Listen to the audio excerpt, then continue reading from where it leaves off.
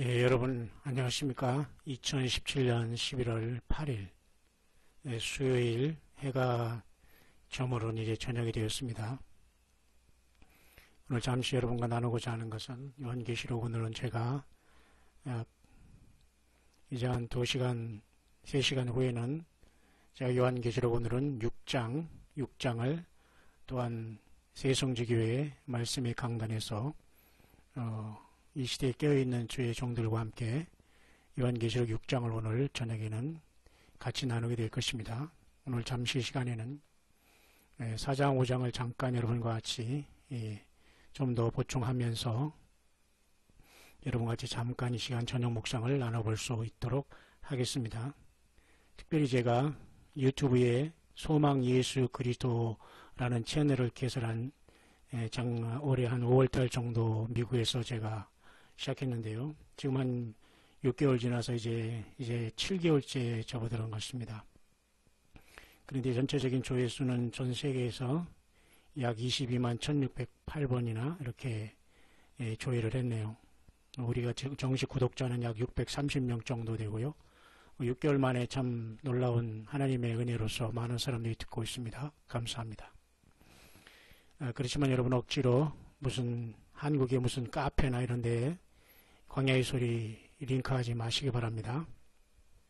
물론 그렇게 해서 이런 메시지를, 이런 광야의 소리를 듣고서 예수님께 돌아오고 더 주님 맞을 준비를 하는 사람도 있겠지만, 괜히 그런 곳에 가치없게 들어가서 자기 개인들의 집단 이기주의 속에서 퇴출당하고 외면당하고 그자들이 스스로의 자기들이 카페의 세계에 갇혀서 나름대로 그런 데서 이리 치고 저리 치고 침을 당하는 것은 하나님의 말씀을 증거하는 자와 그 말씀에 대한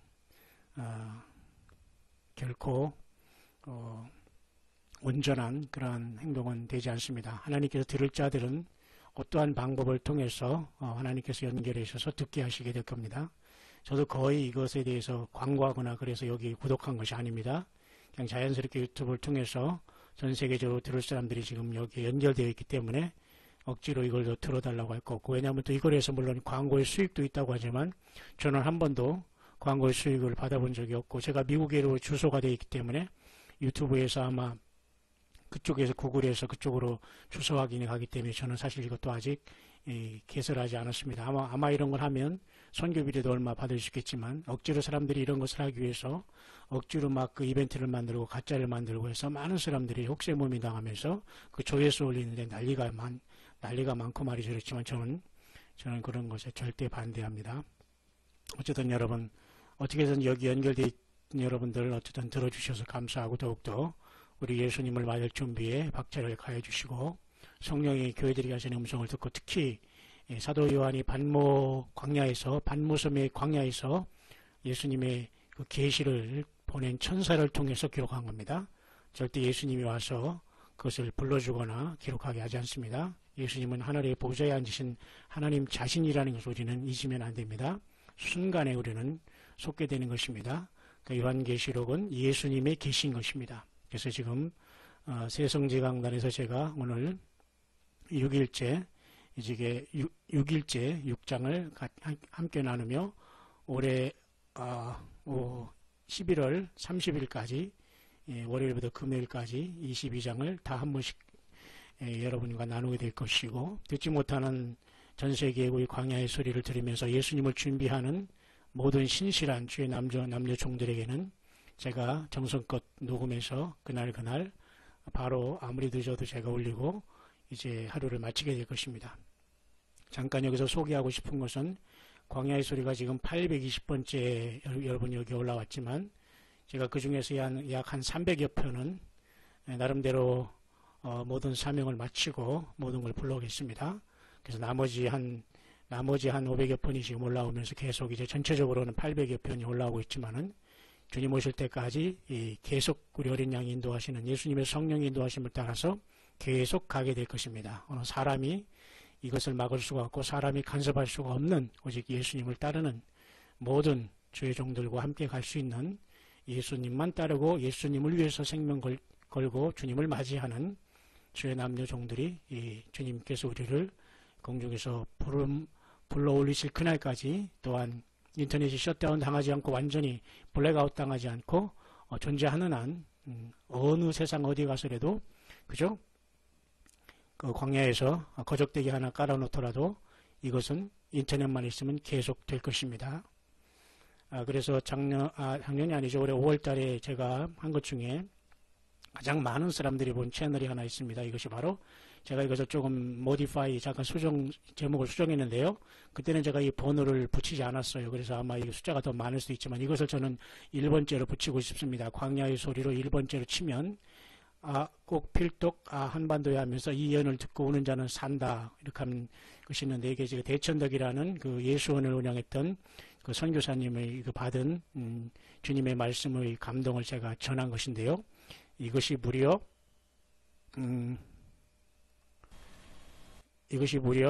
46,275번이나 이렇게 조회한, 가장 많이 조회한 것입니다.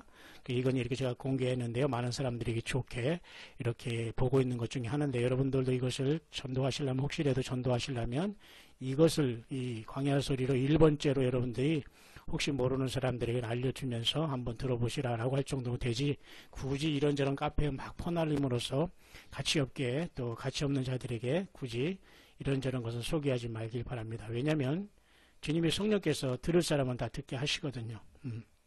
그래서 여러분 이번에도 제가 1번째로 명명하니 광야의 소리 1번째로 대천덕 신부의 오늘을, 기독교는 오늘을 위한 것이라는 것 속에서 약 20년 전, 그때 당시에 20년 전, 지금부터 20년 전에 기독교 지도자 회의 때에 이분에게 임한 주님의 그 말씀을 제가 여기다 이렇게 옮겨놓은 것은 제가 낭독한 것인데요.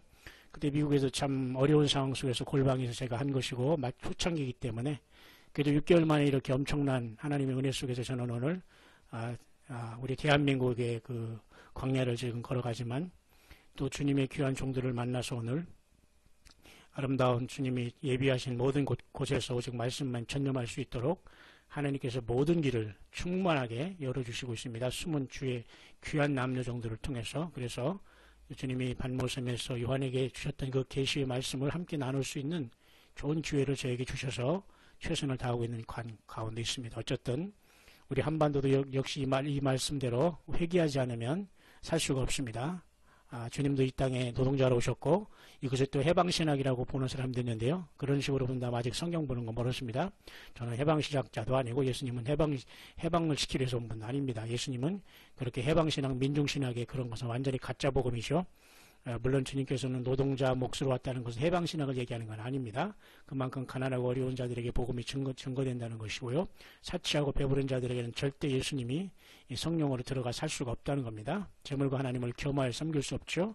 재물은 분명히 영적인 문제입니다. 재물에는 반드시 사탄 마귀 영이 붙어있기 때문에 인간이 그것을 마약처럼 버리지 못하는 겁니다. 절대 두 가지를 동시에 얻을 수 없는 것이요. 좀 시간이 길었습니다만 어쨌든 46,275번이나 조회하면서 많은 분들이 봐준 광야 소리로 1번째는 이 예언을 듣고 우는 자는 산다는 그 대천덕 그 선교사님께서 받은 이 메시지였으니까 여러분 한번 짧은 시간이지만 제가 여기 소개한 것이니까 여러분 이것만 들어보시기 바랍니다. 뒷부분에서는 그렇게 중요하지 않습니다. 어쨌든 여러분 오늘 계속해서 제가 여러분에게 말씀을 전할 것은 요한계시록인데요. 요한계시록은 전체적으로 여러분 잘 아시지만 이렇게 교회 시대가 2장 3장이 있습니다. 1장을 포함해서 금초대 사이 예수님이 나타나셔서 드디어 오른손에 7 별의 비밀을 말씀하시죠. 주의 종은 세상 예수님의 오른손 위에 붙잡힌 7 별 같은 종들은 세상에 보이지 않습니다. 광야에 나가야 보이지. 그리고 세례 요한처럼 엘리야처럼 그렇게 사는 사람들이 절대 보이지 않습니다. 그래서 그러한 7 별의 비밀과 7 금초대의 비밀을 주님께서 요한에게 주신 계시의 말씀을 통해서 풀어주는데요. 그 다음에 바로 이제 4, 5장에서는 이렇게 트론룸이라고 해서 하늘 보좌를 보여주는데요. 이 보좌가 우리가 영원히 갈 자리가 아닙니다. 우리가 이런 착각은 하지 마시고 이 지구가 완전히 이제 7째 인이 띄어지면서 사탄으로부터 완전히 하나님께서 이 땅을 완전히 정리하시고 천연왕국을 회복하는 놀라운 주님의 피로서 역사하시는 것이 이제 그 놀라운 하늘의 코트, 하늘의 궁정이, 하늘의 그 재판정이 열린 것이 사실 4, 5장입니다. 6장에는 7개, 6째까지 인이 띄어지죠. 8장에는 잠깐 하늘이 반시 동안 고요하죠. 8장에서 10장까지는 이렇게 특별히 와 지금 트럼핏이 불어지고 10장과 11장에는 또한 이렇게 중간에 있는 이러한 계시가 있죠. 15장, 16장에는 그 대접 심판이 쏟아지죠. 19장, 20장에서는 그날 천연왕국이 이루어지면서 21장, 22장에는 영원한 세계가 펼쳐집니다.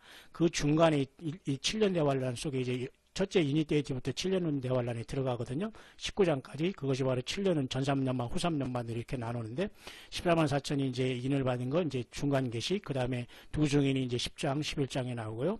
그 다음에 이제 14장에 추수라는 게 나오고 계시록 12장에 용이 이제 쫓겨 내려오고 붉은 용이 이제 완전히 화가 치밀어서 이 땅에 내려와서 사람들을 완전히 이 짐승표를 통해서 생지옥으로 보낼 그 생쇼를 할 날이 마운드 달로 이 땅에 오게 됩니다. 그 후 3년 말이죠. 우리는 이때 전에 우리는 땅을 떠나야 됩니다. 금주대로 있다가 성령님과 떠나지 못하면 이 흑암에 빠져서 우리가 완전히 전혀 다른 세계에서 완전히 우리는 짐승보다 더 악한 존재가 되어서 하나님을 배반하는 자로 갈 수밖에 없습니다. 여러분 함께 정신 차려야 됩니다. 그래서 요한계시록 4장에서 제가 잠시 못 본 것을 지금 영문이지만 여러분 그렇게 어려운 거 아니니까 제가 말씀을 하는 것만 여러분이 잘 들어보면 됩니다. 여기에서 여러분에게 하나 제가 잠깐 소개하고 넘어갈 것은 뭐냐면 교회는 분명히 그 요한이 반모섬에서 올라간 것은 교회의 휴거라는 것을 대변한 것은 내가 충분히 설명했고요. 특별히 거기에서 이제 본 것이 있는데요. 거기 앉으신 자가 누구냐 할 때 하나님 아버지라고 우리가 보지만 그러나 우리가 이거 하나님 아버지는 우리가 눈으로 보이지 않습니다. 거기에 앉아 계시는 분은 결국 예수님이 앉아 계시는데요. 그것을 이렇게 표현할 수 있어요.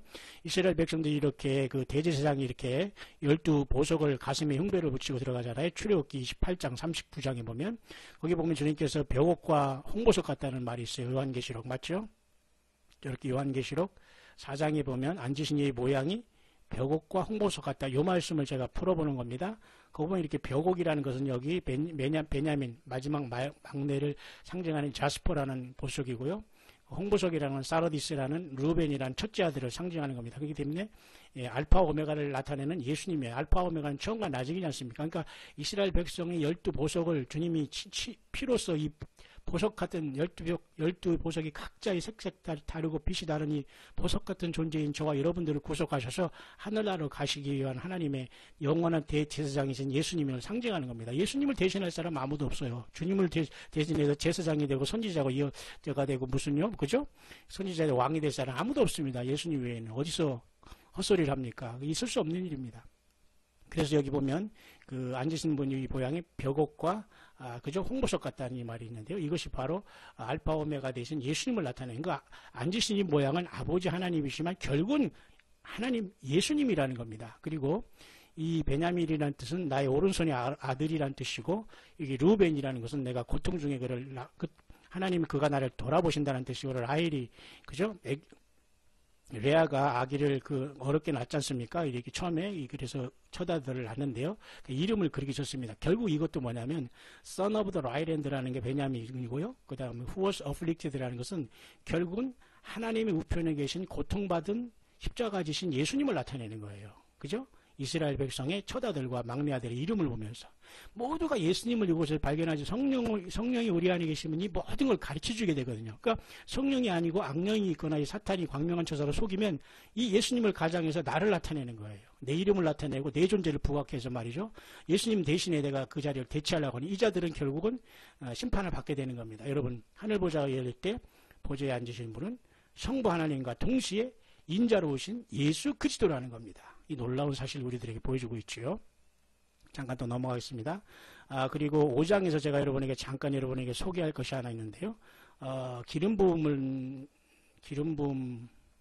이렇게 스가랴 4장에 보면 이렇게 놀라운 저기가 나옵니다. 이렇게 주발 속에 있고 양 속에 올리브가 있어가지고 이렇게 기름을 이렇게 금태에 공급하는 건데 이것은 두 감람나무가 자기라고 하는 이런 자들이 세상에 많이 있습니다. 이렇게 말은 안 해도 은근히 지가 기름을 준비하는 것처럼 이렇게 혹세무민이라는 이 사탄의 광명한 천사로 가장한 자들이 여전히 이 세상을 속이고 있는 가운데 있습니다. 분명히 올리브 트리는 성령님입니다. 그리고 여기 주발을 나타내는 것은 하나님 아버지십니다. 예수님을 통해서 이 교회에게 성령을 부어주시는 거예요. 그렇다면 오늘날 금초대가 뭡니까? 성령을 통해서 주님께서 우리들에게 이 교회를 통해서 성령을 부어주셔서 금초대가 된 거거든요. 여러분